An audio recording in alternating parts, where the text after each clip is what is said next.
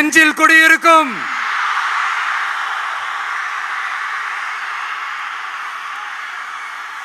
புதுச்சேரி மக்கள் உங்கள் அனைவருக்கும் என்னுடைய வணக்கம். வணக்கம் வணக்கம். எல்லாரும் எப்படி இருக்கீங்க?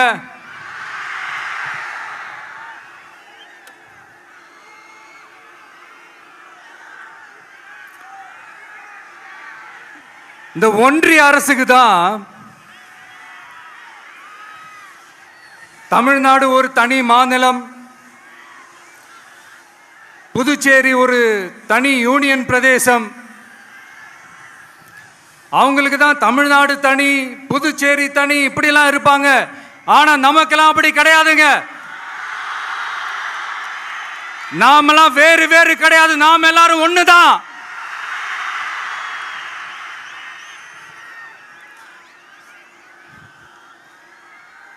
தமிழ்நாடும் புதுச்சேரியும் தனித்தனியாக இருந்தாலும் நாம் எல்லாரும் ஒண்ணுதான். நாம் எல்லாரும் சொந்தம் தான்.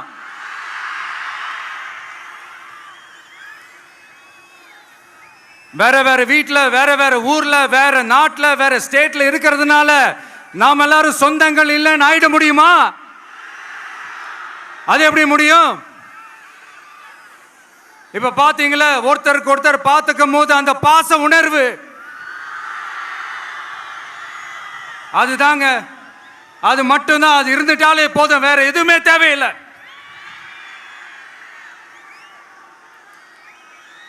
அதனால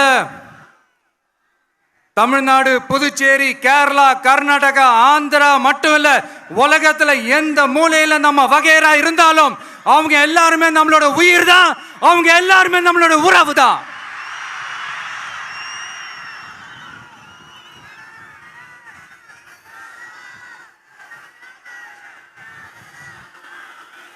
புதுச்சேரினாலே உடனே ஞாபகத்துக்கு வர்றது மணக்குள விநாயகர், அரவிந்தர் ஆசிரமம், வில்லியனூர் மாதான் சொல்லி இவங்க எல்லாரும் ஞாபகத்தில் வருவாங்க. அது மட்டும் இல்ல, மகாகவி பாரதியார் அவர்கள் இருந்த மண், பாவேந்தர் பாரதிதாசன் அவர்கள் பிறந்த மண். அது மாதிரி இன்னும் சிறப்புகளை அடுக்கிக்கிட்டே போலாம். ஆனா அரசியல்னு வந்துட்டா ஒரு முக்கியமான விஷயத்தை பத்தி நம்ம சொல்லி ஆகணும். 1977ல புரட்சி தலைவர் எம்ஜிஆர் அவர்கள் தமிழ்நாட்டில் ஆட்சி அமைச்சாங்க. ஆனா அதுக்கு முன்னாடியே 1974லயே இங்க புதுச்சேரியில அவங்களோட ஆட்சி அமைஞ்சது. அதனாலதான் அப்பவே சொன்னாங்க, நமக்காக வந்தவர் எம்ஜிஆர், அவரை தமிழ்நாட்டில் மிஸ் பண்ணிடாதீங்கன்னு நமக்கு அலர்ட் பண்ணதே புதுச்சேரி தான். அப்படிப்பட்ட புதுச்சேரியை நம்மளால மறக்க முடியுமா? அது மட்டும் இல்ல, இங்க இருக்கிற மக்கள் தமிழ்நாடு மாதிரியே புதுச்சேரி மக்களும் என்ன கிட்டத்தட்ட ஒரு 30 வருஷமா என்ன தாங்கி பிடிச்சுக்கிட்டு இருக்கிறீங்க.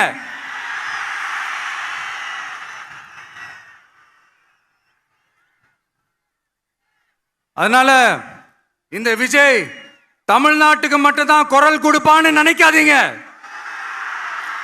அப்படி பண்ணாத தவறு. புதுச்சேரி மக்களுக்கும் சேர்த்து தான் குரல் கொடுப்பான். அது என்னுடைய கடமையும் கூட. அதனாலதான் இங்க நீங்க ஃபேஸ் பண்ற பிரச்சனைகளை பத்தி இன்னைக்கு நான் பேசுறதுக்காக வந்திருக்கிறேன். அது மட்டும் இல்ல, இந்த புதுச்சேரி கவர்மெண்ட்டை பத்தி நாம சொல்லியே ஆகணும். இது டெஃபினட்டா தமிழ்நாட்டில் இருக்கிற மாதிரி நம்ம திமுக கவர்மெண்ட் மாதிரி கிடையவே கிடையாது. ஏன்னா வேற ஒரு அரசியல் கட்சி நடத்துற நிகழ்ச்சியாகவே இருந்தாலும் அந்த நிகழ்ச்சிக்கு தன்னெழுச்சியா வர நம்ம மக்களுக்கு பாதுகாப்பு கொடுத்து பாரபட்சமே காட்டாம இந்த கவர்மெண்ட் நடந்துகிட்டு இருக்கிறாங்க. அப்படிப்பட்ட இந்த புதுச்சேரி கவர்மெண்ட்டுக்கும் நம்ம புதுச்சேரி சிஎம் சார் அவர்களுக்கும் இந்த நேரத்தில் என்னுடைய மனப்பூர்வமான நன்றிகளை தெரிவிச்சுக்கிறேன். இத பார்த்தாவது தமிழ்நாட்டில் இருக்கிற அந்த திமுக கவர்மெண்ட் கத்துக்கிட்டா நல்லா இருக்கும்.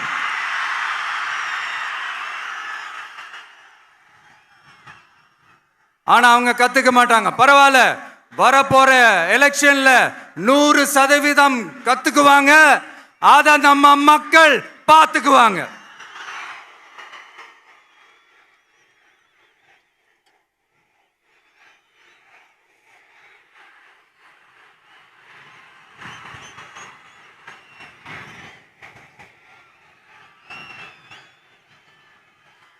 புதுச்சேரியில் இருக்கிற கவர்மெண்டோட கூட்டணி ஆட்சியில் இருந்தாலும் புதுச்சேரிய ஒன்றிய அரசு எதிலையுமே கண்டுக்கல என்றது புதுச்சேரி மக்களான உங்களுக்கு நல்லாவே தெரியும். மாநில அந்தஸ்து கோரிக்கையை மட்டுமா கண்டுக்கல, இங்க வளர்ச்சி ஏற்படவும் துணை நிற்கவே இல்லைன்னு கேள்விப்படுறோம். இந்த புதுச்சேரிக்கு இன்னும் மாநில அந்தஸ்து கொடுக்கல. மாநில அந்தஸ்து வேணும்னு கேட்டு பல முறை சட்டசபையில் தீர்மானம் போட்டு ஒன்றிய அரசுக்கு அனுப்பி வச்சுக்கிட்டே இருக்கிறாங்க. இந்த வருஷம் கூட மார்ச் மாசம் 27ஆம் தேதி 2025 அன்னைக்கு ஒரு தீர்மானம் போட்டாங்க. அது மாநில அந்தஸ்து வேணும்னு கேட்டு ஒன்றிய அரசுக்கு அனுப்புற 16வது தீர்மானம். புதுச்சேரி காரைக்கால் பகுதிகளில் மூடப்பட்ட 5 மில்கள், பல்வேறு தொழிற்சாலைகளை மீண்டும் திறக்கிறதுக்கு இதுவரைக்கும் ஒரு துரும்ப கூட கிள்ளி போடல. பல்லாயிரக்கணக்கான இளைஞர்களோட வேலை வாய்ப்புக்காக எதையுமே செய்யல. இங்க ஒரு ஐடி கம்பெனி உருவாகணும்ன்றது எண்ணமே இல்லை. அதை பத்தி யார் பேசினாலும் அது அவங்க காதல விழவே விழல. இங்க ஒரு அமைச்சரை ஊழல் குற்றச்சாட்டுல பதவி விட்டு நீக்கப்பட்டு அந்த இடத்துக்கு இன்னொருத்தரை நியமிச்சு 200 நாள் ஆச்சு. இன்னும் அவருக்கு ஒரு இலாக்காவே தரல. இந்த செயல் சிறுபான்மை மக்களை அவமானப்படுத்துறதுன்னு அந்த மக்களே சொல்றாங்க. புதுச்சேரியோட முக்கிய அங்கமாக இருக்கிற காரைக்கால், மாகே, ஏனாம் பகுதிகளில் எல்லாம் முன்னேற்றமே இல்லைன்னு அந்த பகுதி மக்கள் சொல்லிக்கிட்டே இருக்கிறாங்க. குறிப்பா காவிரியோட கடைமடை பகுதியான காரைக்காலை மொத்தமா கைவிட்ட மாதிரி தான் இருக்குது. இது எல்லாமே முன்னேற்றம் அடையணும். டூரிஸ்ட் பிளேஸ் ஆன புதுச்சேரியில போதுமான அளவு பார்க்கிங் வசதி இல்லை, போதுமான அளவு கழிப்பறை வசதி இல்லை.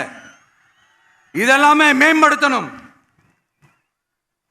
புதுச்சேரி கடலூர் மார்க்கமான ரயில் திட்டம் வேணும்ங்கிறது நீண்ட கால கோரிக்கை.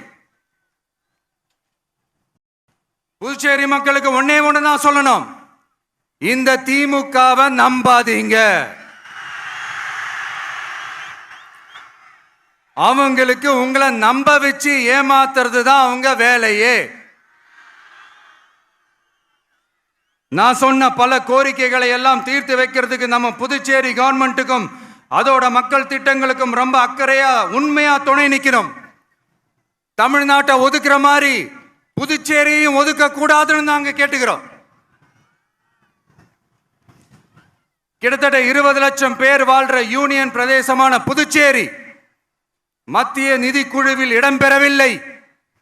அதனால் மாநிலங்களுக்கான நிதி பகிர்தல் அடிப்படையிலும் யூனியன் பிரதேசங்களுக்கான நிதி பகிர்தல் அடிப்படையிலும் புதுச்சேரிக்கு நிதி ஒதுக்கப்படுவதில்லை. அதனால ஒவ்வொரு ஆண்டும் புதுச்சேரிக்கு தோராயமாகவே மத்திய அரசு நிதியை விடுவிக்கிறது. அந்த நிதியும் அரசு ஊழியர்களின் சம்பளம், ஓய்வூதிய தொகை உள்ளிட்ட திட்ட செலவுகளுக்கே சென்று விடுவதால் மீத தேவைக்கு வெளிச்சந்தையிலும் கடன் பத்திரங்களை கடன் வாங்குகிறது புதுச்சேரி. இந்த நிலைமை மாறணும்னா ஒரே வழி, மாநில அந்தஸ்து நம்ம புதுச்சேரி மக்களோட பல்லாண்டு கால கோரிக்கை. புதுச்சேரிக்கு போதுமான நிதி வரத்து இல்லாததுனால வெளியே கடன் வாங்க வேண்டியதா இருக்கு. புதுச்சேரியோட கடனை குறைச்சு தற்சார்பு பொருளாதாரத்தை வளர்த்தெடுக்க திட்டங்கள் வகுக்கப்பட வேண்டும். மாநில அந்தஸ்து வாங்கினா மட்டும் போதாது இல்லையா, தொழில் வளர்ச்சியும் தேவையாச்சே.